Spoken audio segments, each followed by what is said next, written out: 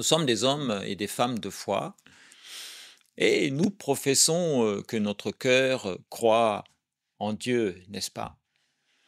Il y a des fois extraordinaires dans la Bible et je vous propose d'expérimenter celle d'Élie dans 1 Roi au chapitre 18, versets 36 et 37 qui disent: Au moment de la présentation de l'offrande, Élie, le prophète, s'avança et dit: Éternel Dieu d'Abraham, d'Isaac et d'Israël, que l'on sache aujourd'hui que tu es Dieu en Israël et que je suis ton serviteur et que j'ai fait toutes ces choses par ta parole.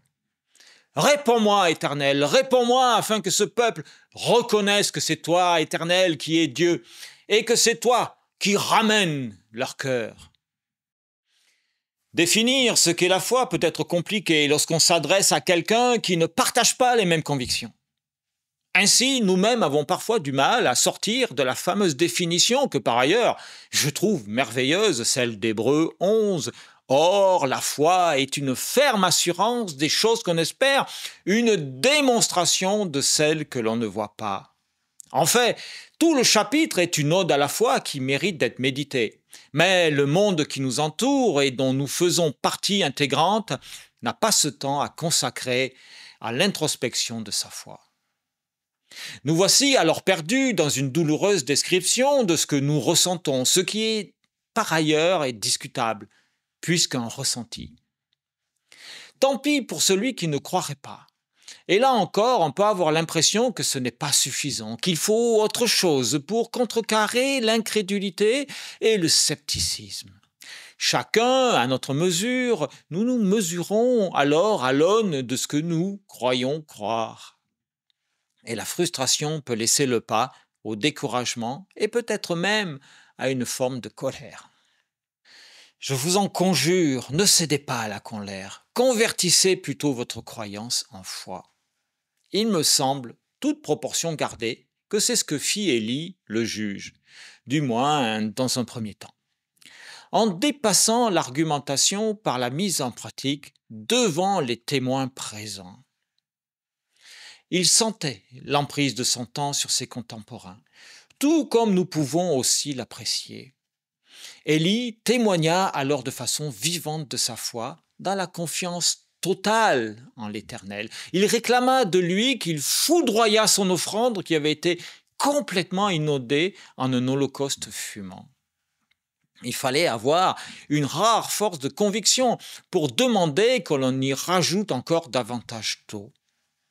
De notre côté, cette histoire semble tellement éloignée de nos réalités et de notre relation à Dieu que nous n'en sommes plus à réclamer de Dieu qu'il atomise le bureau ou la voiture de notre chef ou d'un responsable quelconque au prétexte que l'on ne partage pas ses valeurs.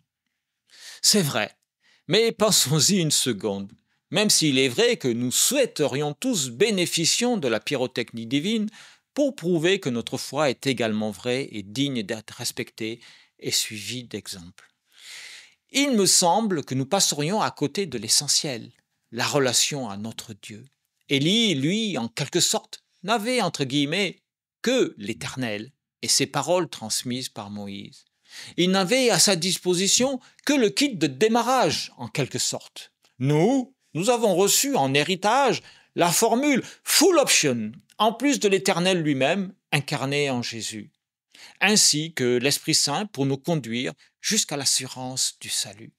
Élie, face à l'adversité, a exprimé sa foi en une courte prière, une exhortation où sa demande consiste simplement à ce que le peuple qui s'oppose à lui revienne à Dieu et reconnaisse que c'est l'Éternel qui est Dieu.